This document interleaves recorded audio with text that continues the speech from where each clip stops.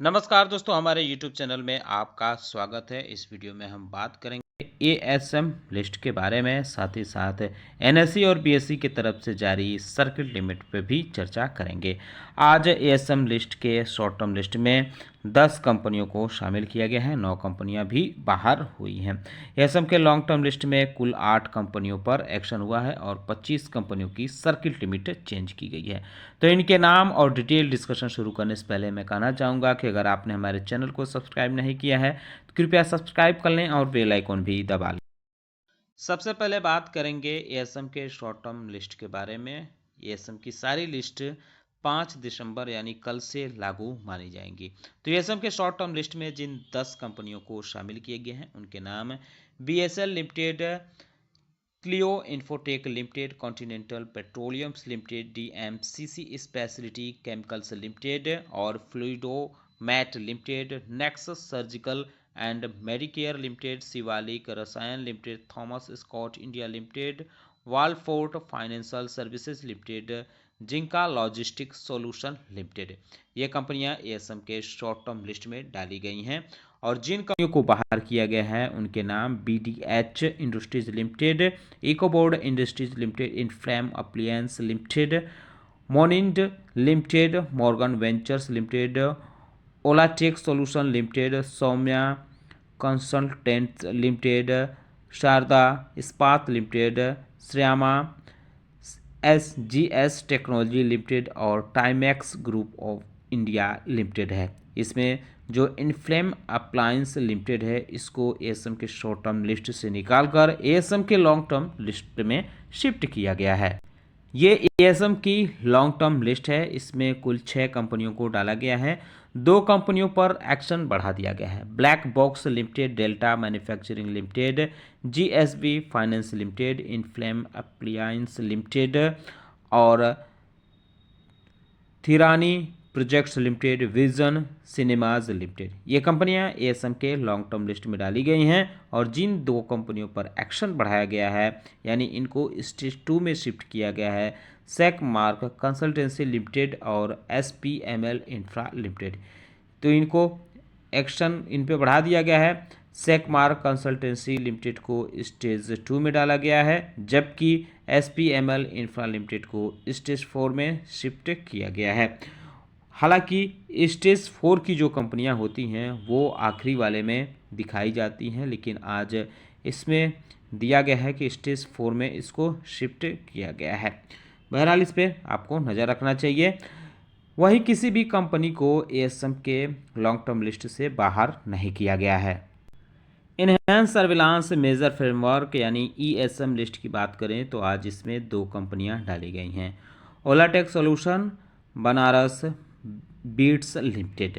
लेकिन 11 कंपनियां ऐसी हैं जिनको हायर स्टेज में मूव किया गया है। Aarey Drug Pharmaceuticals Limited, Arihant Foundation and Housing Limited, Bella Casa Fashion Retail Limited, Goyal Food Products Limited, Itcons Solution Limited, Kalpana Industries India Limited, Norris Medicines Limited, North Link Physical and Capital Services Limited, Organic Coatings Limited, Shri Gang Industry Allied Products Limited, Smart Link Holdings Limited. इन कंपनियों को higher stage में ESM list में डाला गया है। किसी भी कंपनी को ईएसएम लिस्ट से बाहर नहीं किया गया है। अब चर्चा करते हैं उन कंपनियों के बारे में जिनकी सर्किट लिमिट चेंज की गई है। तो ये एनएससी की तरफ से जारी लिस्ट है। इसमें कुल 11 कंपनियों के नाम दिए गए हैं जिनकी सर्किट लिमिट में बदलाव किया गया है।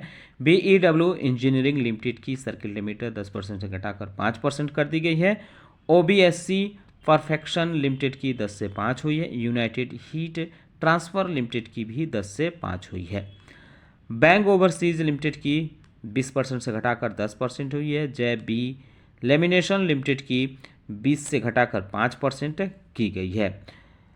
लेन कॉलन फार्मास्यूटिकल्स लिमिटेड की 20 से घटाकर 10% की गई है और ट्रांसस्टील सीटिंग टेक्नोलॉजीज लिमिटेड की 10 से घटाकर माफ कीजिएगा 20% से घटाकर 10% कर दी गई है। आरए ड्रग्स फार्मास्यूटिकल्स लिमिटेड की 5 से 2 हुई है और बेसिली फ्लाई स्टूडियो लिमिटेड की 5 से 2 हुई है। और इसके अलावा डेस्टिनी लॉजिस्टिक इंफ्रा लिमिटेड की 5 से 2 हुई है। स्मार्ट लिंक होल्डिंग्स लिमिटेड की भी 5% से घटाकर 2% सर्किट लिमिट की गई है। एनएससी के लिस्ट की हमने चर्चा कर ही ली है। अब बीएससी की बात करते हैं तो बीएससी की तरफ से जो लिस्ट जारी की गई है उसमें कुल 25 कंपनियों के नाम दिए गए हैं। अधिकतर नाम तो एनएससी वाली लिस्ट में नज़र आ चुके हैं। पहले नंबर पे इसमें मंगला कंपो सॉल्यूशन लिमिटेड, इसकी सर्किट लिमिट 20% अब कर दी गई है। और लिंकॉलन फार्मास्यूटिकल्स की 10% हुई है। बैंक ओवरसीज लिमिटेड की बात कर चुके हैं, 10% हुई है। Trans India House Impex Limited की 10% हुई है। रिस्पॉन्स इंफॉर्मेटिक्स लिमिटेड की 10% हुई है। वडीलाल एंटरप्राइजेज लिमिटेड की 10% हुई है। फ्लोइडोमैट लिमिटेड की 10% हुई है। अल्फा आइका इंडिया लिमिटेड की 5% हुई है। Pressure sensitive systems India limited की 5% हुई है। डेल्टॉन केबल्स लिमिटेड की 5% हुई है। और बोथरा मेटल्स अलाइज लिमिटेड की 5% हुई है। The Indian would products company limited की 5% हुई है। इंडो कॉटस्पिन लिमिटेड की 5% हुई है।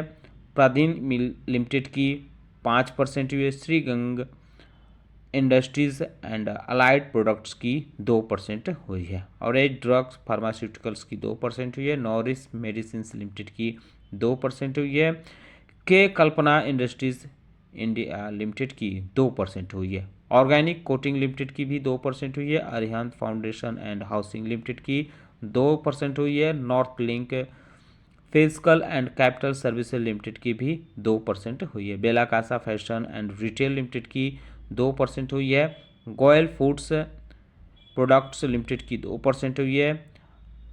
आर्टिकॉन्स ई सॉल्यूशंस लिमिटेड की भी 2% हुई है। स्मार्ट लिंक होल्डिंग्स लिमिटेड की भी सर्किट लिमिट अब 2% कर दी गई है। तो सर्किट लिमिट में जो बदलाव हुए हैं ये भी कल से यानी 5 दिसंबर से इफेक्टिव माने जाएंगे। तो इनके शेयरों पर इस कार्रवाई का असर देखने को मिल सकता है। आप चाहें तो इन पे नज़र रख सकते हैं। वैसे उम्मीद करता हूं कि आपको हमारा वीडियो पसंद आया होगा। कैसा लगा बताना ना भूलें। साथ ही साथ हमारे चैनल को सब्सक्राइब कर लें, बेल आइकन दबा लें। वीडियो देखने के लिए बहुत बहुत धन्यवाद।